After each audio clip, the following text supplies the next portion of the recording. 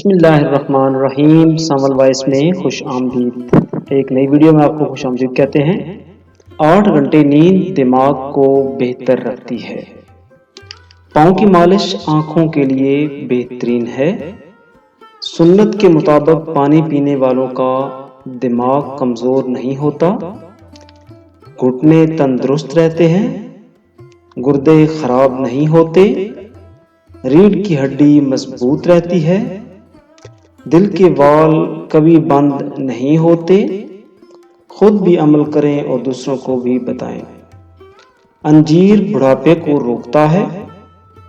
High blood pressure سے نجات کے لیے 7 عدد خشک آلو بخارے رات کو پانی میں بھگو دیں۔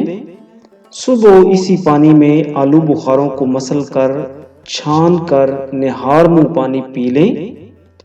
کچھ عرصہ مستقل مزاجی سے استعمال کریں، بلڈ پریشر ٹھیک ہو جائے گا۔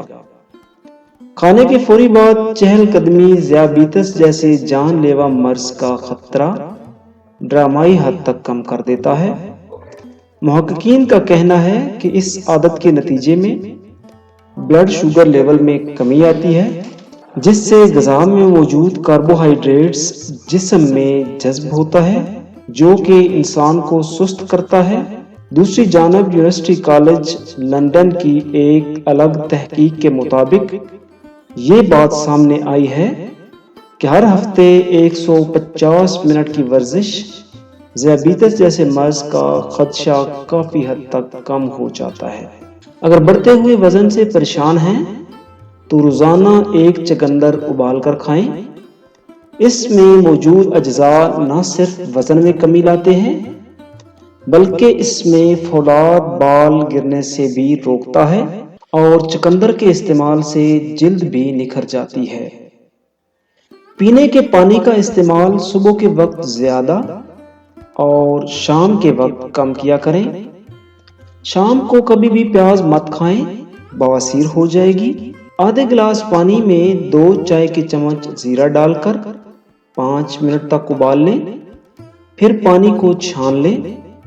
پھر زیرہ کے پانی میں 2 چائے کے چمچ شہد اور لیمن ڈال دیں اور مکس کر دیں، اور صبح نہار منہ پی لیں۔ 1 ماہ میں تقریباً 10 کلو وزن کم ہو جائے گا۔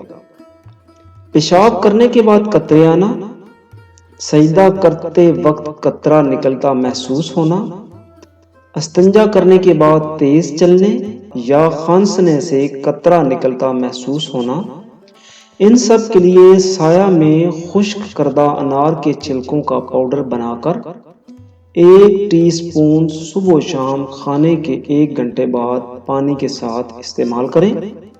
انشاءاللہ 1 ہفتے میں واضح فرق محسوس ہوگا۔ لیکوریا کے لیے بھی مفید ہے۔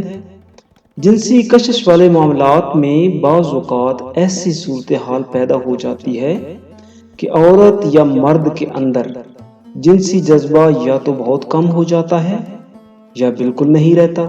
اس کو معمول پر لانے کے لیے ایک کاغذ پر القینا القینا لکھ کر عورتیں چوٹی میں اور مرد بازو میں باندھیں۔ اگر میری ویڈیو اچھی لگے تو لائک اینڈ شیئر کریں۔ اگر میرے چینل کو سبسکرائب نہیں کیا تو پلیز میرے چینل کو سبسکرائب کریں اور بیل آئیکن لازمی پریس کریں۔ اس سے میری ہر نئی آنے والی ویڈیو آپ سب سے پہلے دیکھ سکیں گے۔ تو بہت جلد ایک نئی اور معلومات دیے اجازت دیجیے۔ اللہ حافظ۔